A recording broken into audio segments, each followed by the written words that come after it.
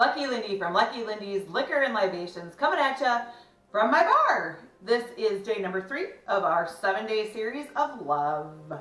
Anyway, what we're going to do today is we're going to make a goodie but an oldie.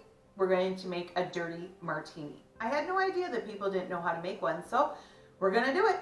What we're going to need is the vodka or gin of your choice. We're going to need dry vermouth and, of course, olives, but not just the olive. We're going to use some of the juice to make it dirty. All right, so what we're going to do is we're going to start with our shaker with some ice in it. We're going to put a double side of our jigger of Grey Goose vodka in there. We're going to just put a little bit of dry vermouth in. We're not going to put a whole jigger in. We are, I don't like it that much vermouth in there. Some people do. When I do a dry martini, I just like that. I mean, I hardly put anything in at all. But because this is not a dry martini, it's a dirty martini, I am going to get some of that sweet vermouth in there. So as you can see, it was just a little bit. And then I'm going to take 2 of my bar spoons and add the juice of the olive. That's what makes it dirty. Okay, here we go. We're going to shake it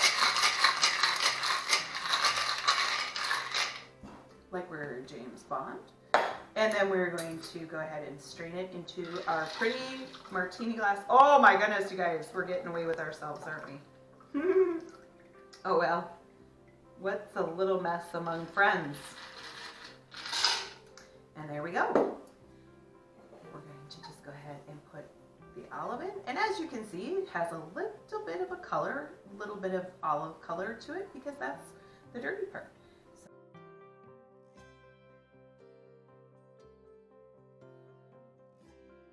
Cheers.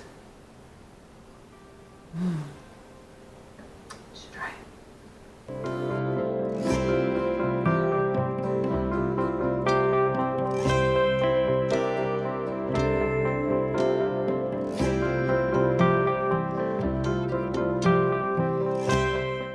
Okay. Hi, Lucky Lindy from. Hi! Let's try again. Hi, Lucky Lindy from Lucky Lindy. Hey, Lucky Lindy from Liberace's Licorice Museum.